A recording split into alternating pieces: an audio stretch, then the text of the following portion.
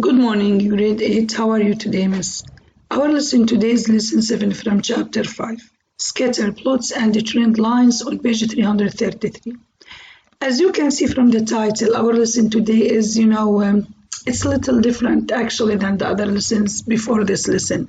Although we're still in the same chapter, so we're still talking about lines and graphing of linear functions and linear equations and variables of x and y and xy axis. But actually, let's say today's lesson connects math more with real life.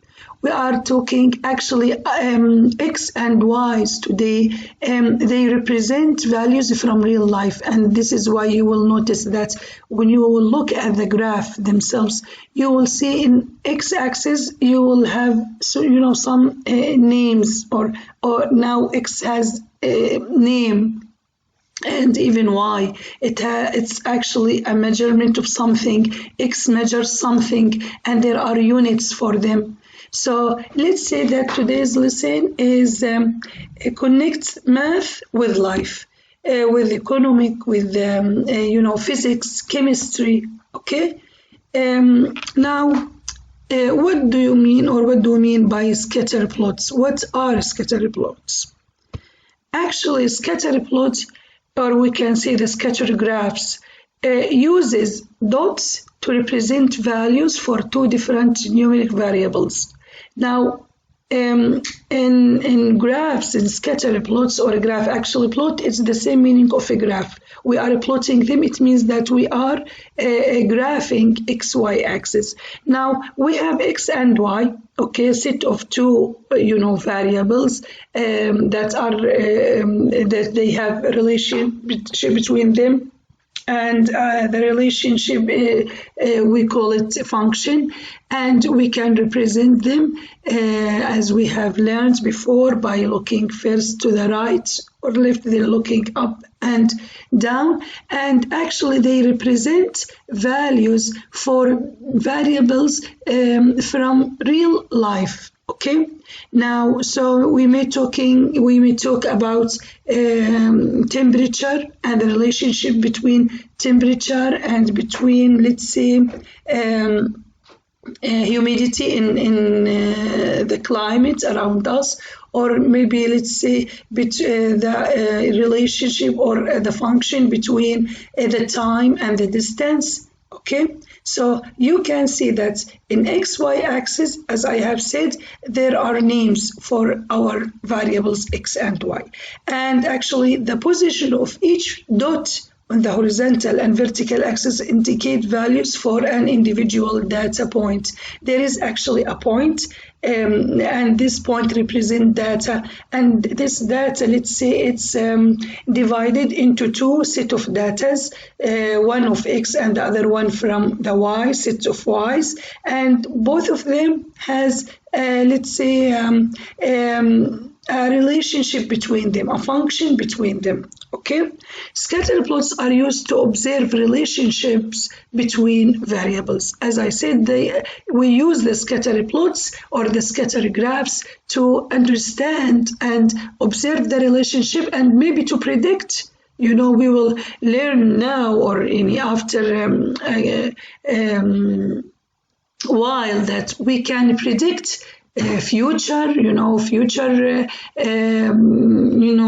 variables, or let's say unknown values from future, and we can study the whole plot or the whole graph and predict results or come out of results from it. Okay, now this is a kind or some example of a scatter plot. Okay, as you can see here, dots here, the blue dots here represent actually a relationship or a function between two variables, okay, x and y. Okay, so every one dot actually represents a relationship or a function between two variables, x and y. And as I said, x here means something from life, and even y here means something from life. Here they wrote that it's dependent value and independent value, as we have said before, because actually y depends on x, but in all there is a relationship between them. Okay, now you can see here that some what I call it the trend line. Okay, we will find out what's a trend line, but you can see that the trend line, it's an imaginary line. It's not exist because actually this points represent values from real life. So you cannot tell me that they are just all of them, existing on in this line. No, you can find out that they are scattering around this line, and we predict and we visualize this line that passes through them. But it doesn't mean that every point should exist exactly in this line as we deal with math before. No, actually now we are dealing with, let's say, real life. So maybe these points on this line will be located on this line, or maybe they will not be on the line, but we can find out a trend line that show this line. It shows us the trend of our points. Where do they go? They are going up together, or they are going down together. And every trend has its meaning and its conclusion. Okay. Now, a trend line is a straight line that connects two or more points and then extends into the future to act as a line that shows a correlation. Correlation, it means, let's say, actually a relationship, a function between two sets of variables. One of them is x and the other one are the y's. Okay, one of them are the x's and the other one are the y's. Okay, now you can use a trend line to estimate a value between two known data values. Okay. Now, if you are actually, why do I look for a line? Actually, I'm looking for a line to predict what's going on between these sets of data. What's the relationship between them? What do you think that will be?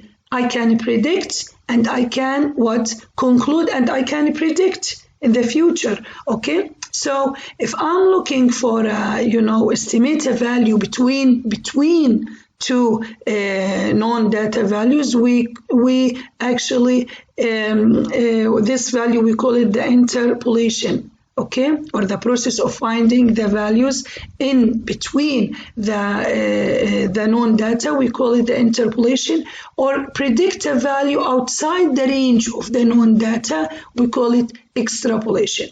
Okay, so actually the process of predicting the values between the value themselves, we find them or estimate it. Okay, not to predict it, actually it's estimated because it's there, but I want to just guess it. Okay, but it's there between them. I call it interpolation. But if I want to predict it, or think about it, or find it while it's out of the range, outside the range, I call it extrapolation.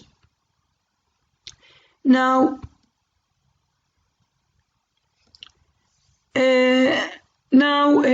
this you cannot understand it unless we look to the other, to the graph of them. But let's define them or read it, then we will go to the graph. I will repeat it. Now, when two stocks, okay, and when two sets of data, x's and y's, move in the same direction, when the plot of them, okay, the points that are representing them, they are in the same direction. let's say that the correlation coefficient is positive.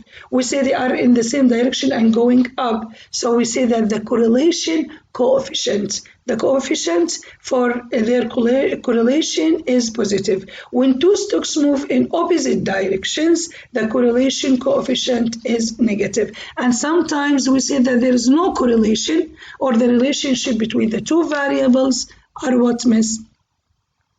There is, or we say that there is no correlation, no relationship between the two variables. Look here, I'm talking actually about this when I say positive correlation and negative correlation and no correlation. You can see that if there is, all of the points taking one trend, going up together, so we say there is a positive correlation between the the points, okay? And if my data, that the relationship between them is just going down, okay? As you can notice, they're starting from high values and they are going down. We say that there is a negative correlation. If you have a scatter plot, but actually you cannot find any trend that connects between them, you cannot visualize a line that you can, it helps you to predict values, outside the plotting, or even estimate values inside the dots, between the dots. There is no relationship between, you cannot see a relationship, or there is no line, you can just imagine it and predict all of other values according to it. You will say that there is no correlation, as you can see here. Okay, now miss, let's go to the lesson and repeat again, discuss and repeat, and see what did you understand from all of that. Okay, miss.